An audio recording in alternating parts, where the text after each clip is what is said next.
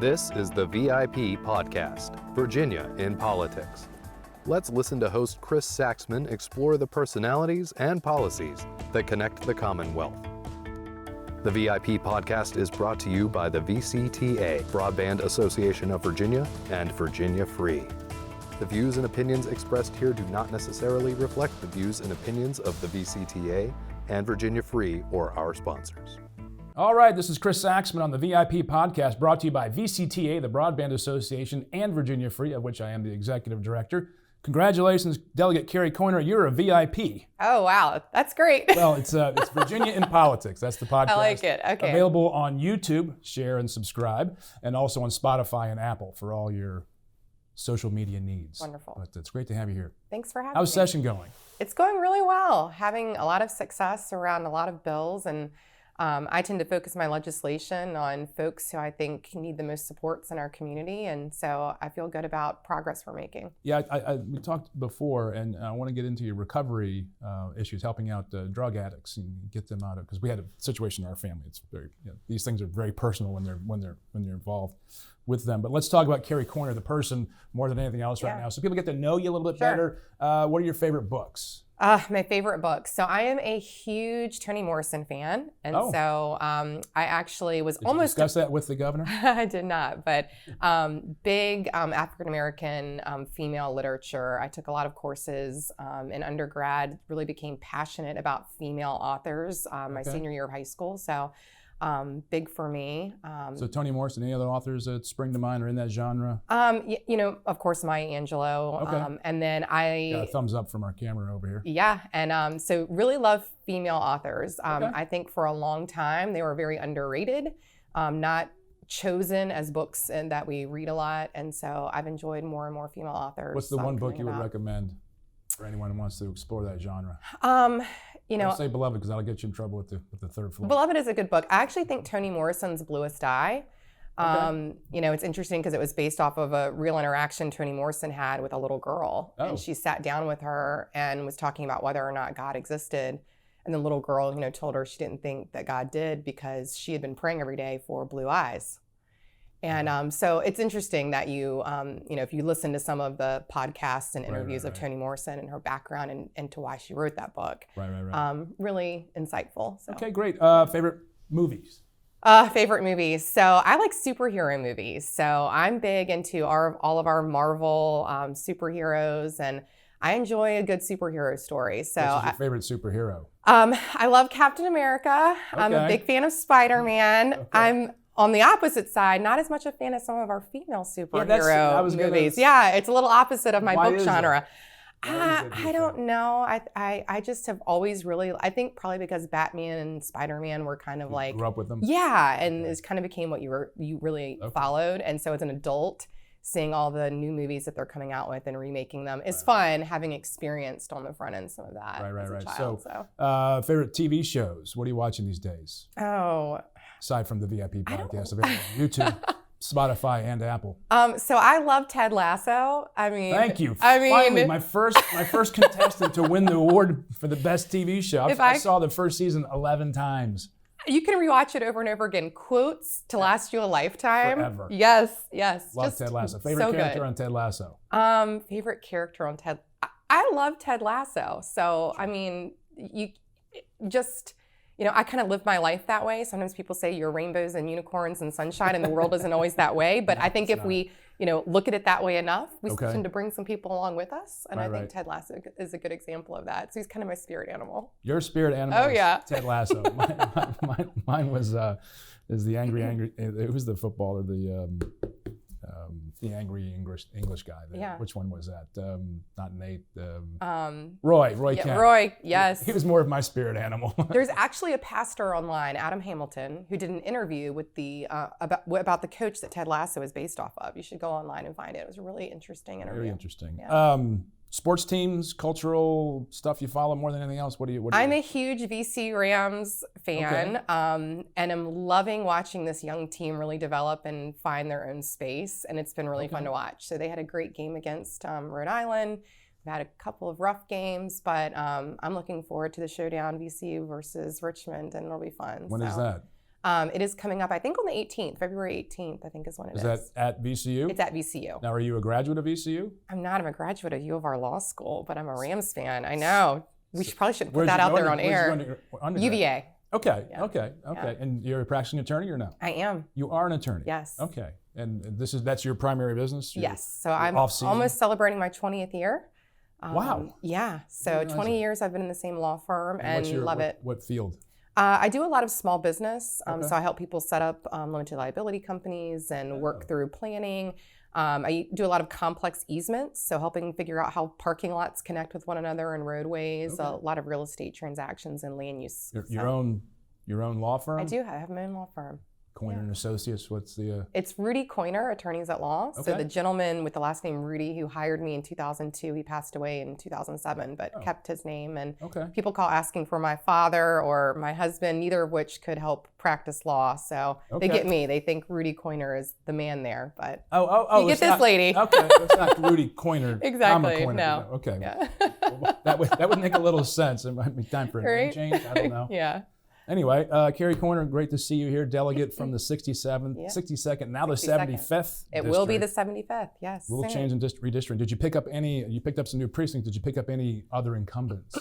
I did not. So, one of the benefits of living, as people have told me when they come visit me, what feels like in the middle of nowhere is that no one else is really close to you. So my district doesn't have anyone else in it.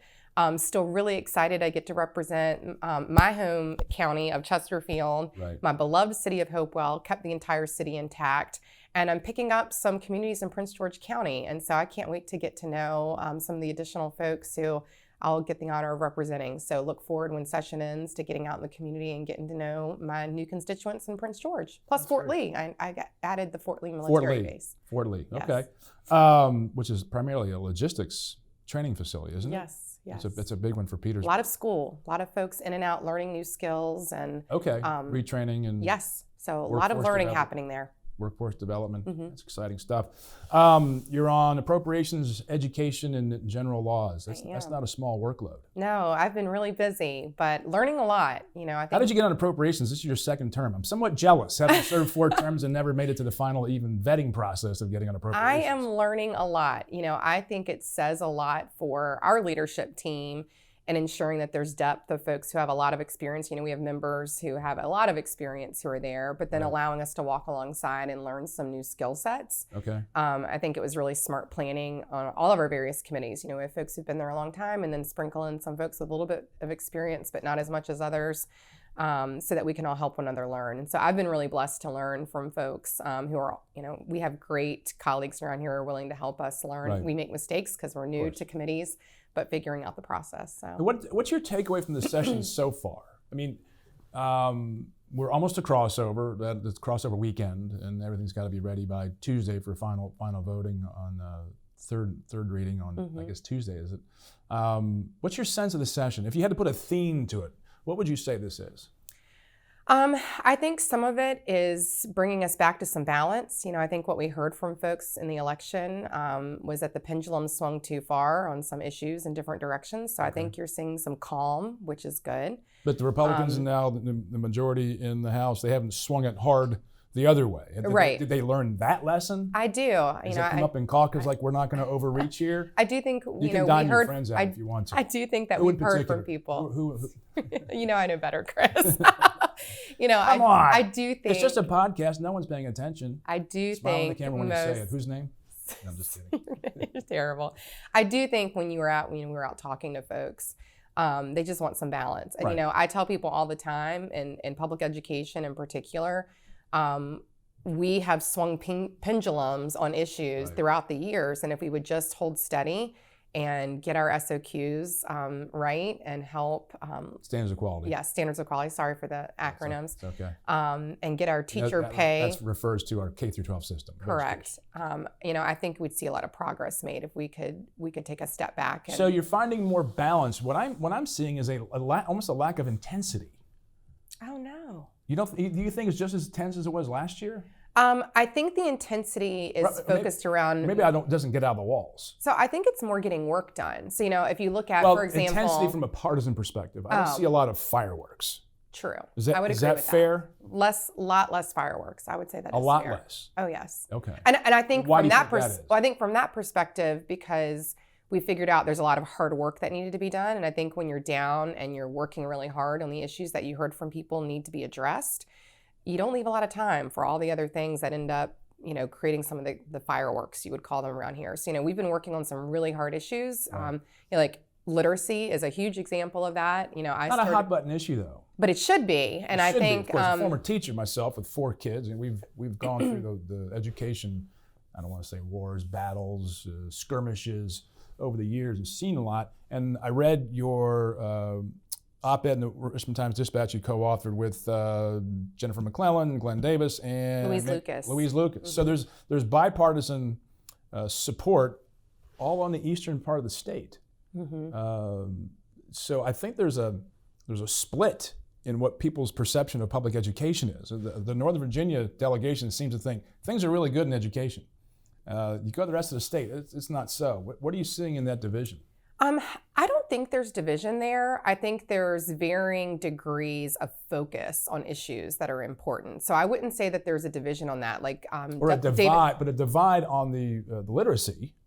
I mean, certain parts of the state have higher levels of literacy. I think you others. have folks like Delegate Carrie Coyner, who's been very focused on literacy, and she's not from the eastern side. Delegate David Bulova has been very involved. Oh, they're very engaged. Okay, the Northern Virginia delegations. Because when I looked at that editorial, I was like, well, here's Coyner from Hopewell and Chesterfield. You have Glenn Davis, Virginia Beach. You have Jen McClellan from Richmond. You have Louise Lucas. It's all 64 east of Richmond, essentially. Yeah, no, I would say we're very unified on it. When you if you go look at our chief co-patrons in the House, every region of the state was represented in our chief co-patron of that bill intentionally. We have Delegate Wampler, who's from Southwest Virginia. He's a chief co-patron. You have David Bulova, who's on there.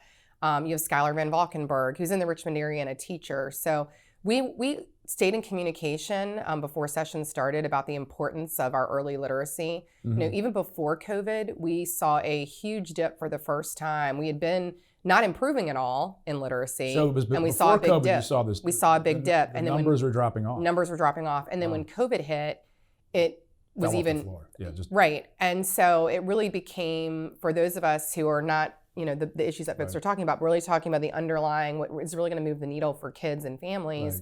We had to give that time and attention. So really started working on that over the summer and working on a bill that would really move things for children and for families. And yes, our bill is very much focused on pre-K through 3rd grade, but if we can get that right for reading, it opens up the doors for our through 12th grade. It's a big shift, but in today's political world, in today's construct, you don't go home and back to your local Republican community and go, we're working on literacy, and they go, I do. Of course you do. A little ray of sunshine over here. But I mean, our politics are very corrosive. They have been. I mean, is this a way to create a more constructive bipartisan approach to governing and yet still keep people passionate about what's going on in their government? Yeah, I think it's a way that we start instilling fireworks in people where the fireworks need to be. If I told you that almost 80% of our children in kindergarten through 2nd grade were behind in reading in Virginia right now, fire alarms should be going off, right? But because, it's not a sexy headline sometimes in the newspaper to talk about, and we don't want to oftentimes talk about things that aren't going well. I think that's one of the things we've, as a education system and as a political system, done a poor job. We want to say that we're doing good, right, in certain areas. And we have a hard time sometimes saying we're not doing well because we don't want to point fingers at where it broke, right? Who is at fault? But my wife assigns it as we live a culture of shame and blame, or blame and shame. And we have to move past it. We can't just go, because whenever we say something's wrong in the education system, everyone hides. Like, we don't want to talk about this. And I thought one of the greatest mistakes that Governor Northam made in the pandemic for education was not a call to arms to just get the kids to read books and really lead a discussion like the Toni Morrison novels you spoke of and the Maya Angelou's or whomever. But if you just get kids reading about something about which they're passionate, that solves a lot of problems if you get an educated society. So I former teacher, I get it, but from a political perspective, that's a tough brochure. I don't think so. You don't think? I don't. I think a lot of parents, and being able to watch their kids at home during COVID and seeing what the struggles for our teachers and conveying information via online learning, and then seeing the lack of supports that our teachers have in going back to school. Right. I think it's really opened the eyes of a lot of parents, and in a positive way, the silver lining of online learning and COVID. So in a sense, perhaps, not putting words in, that the COVID that came through and all the online learning exposed a lot of cracks in our education foundation. I think it did. I think it's fair to say. I think it Again, is fair to say. without blame and shame, it is what it is. Exactly. It's a large institution. And people were, I think, comfortable thinking that their kids were getting a good education. They dropped their kids off. It's a well-funded school. It's a new building, maybe. We get comfortable in it, right? And you look at the rankings. Virginia's number one, or the top 5 public school systems in the country. And then you do this online learning stuff, and you kind of go, "What are you teaching my kid?" Mm-hmm. And I think that opened the door for the conversation to occur, because the conversation was now inside the home. Exactly. Is that what you're seeing back in the district as well? Yes, I do. So solving these problems is actually a pretty vibrant political opportunity. It is. And I think if we have to keep focusing on it. You know, what we heard from folks about kids going back to school, we had some bills that came through about behaviors and things happening in the buildings. Sure. And I said, all your bills that you want to bring forward on all these individual fixes, it's really a principal mentor and a teacher mentor problem. Right. If we really want the best principals, we need folks who can help mentor to bring up the next really good principal. Right. It's a building management issue. Right. For classroom management, I think what we're really seeing highlighted right now is the impact of going from a 5-year teaching degree down to a 4, mm-hmm. right? We don't give folks as much time to learn that pedagogy and figure out classroom management. And we're seeing the pressures that puts on new teachers. Mm-hmm. And so I do think in some ways it's bringing to light things we took away or things that we reduced. We didn't think we need as much. We wouldn't fund it the same. And all the little issues that come up, you can really narrow it down to where the support's needed for teachers who are new, for principals who are growing. So hopefully we have continue to work in those areas. Well, I think one of the most important elements in education is teacher, administrator, and parent. And I think maybe culturally, parents were moved away from that essential triangle around the child. Well, I think in some ways and now they're trying to re-enter that conversation, and they're saying, well, no, we don't really need you or necessarily want you. And then when I would go around the schools in my district, and I would ask the good schools, what's the key to your success? And they would say, the parents. Yeah. And if I go to a school that wasn't performing well, I'd say, what can be done to improve this place? We need more parent involvement. Well, I think in many areas we went through a time where you had to be an expert in order to help with your child's education, right? Like, I don't know anything about how they're teaching math, so therefore I'm just going to let them do it and I won't be involved. Right. I think we went through some of the same thing when we look at our faith communities. We started the same thing. Well, that's their Bible teacher. That's their Sunday school teacher. Right. I don't know as much about this.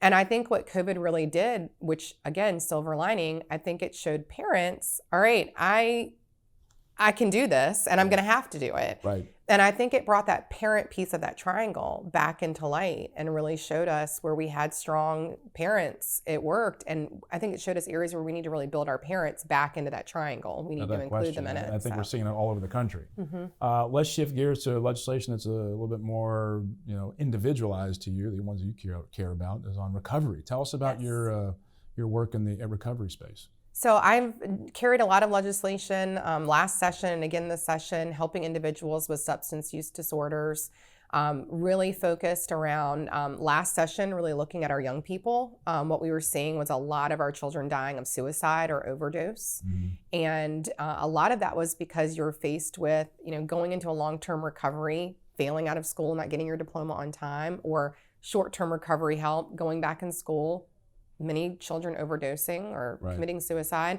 So we brought a bill for a regional recovery high school pilot to try. I did see that last year. And we had fall. Funding for it. COVID stripped the funding because kids weren't in school. So this year, Senator Morrissey and I both put that funding back in to get it started. Okay. The legislation has already been passed. And then this year, in addition to that, I've been working with our recovery community. When all the opioid money got dropped into our state from the feds, it was to help our neighbors who are struggling on the road to recovery. But we saw some bad actors show up to take advantage of the money that was in our state. Why is that always the case? It's so frustrating. So frustrating because you're trying to do good work.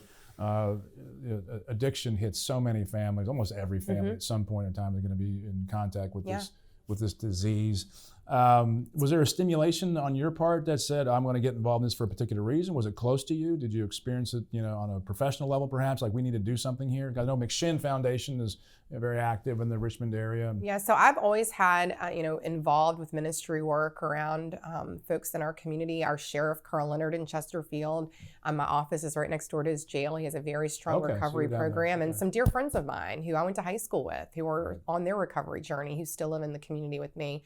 So our bill this year was focused around ensuring that when your loved one is referred to recovery residence, that it's disclosed to you if it's a peer-only support house, if there's going to be some level of staffing, because what we found was that families, their loved one was going to a home and referred there. They had no idea there was no staff support, and their particular level of need, they needed support, and they were dying. They found people dead.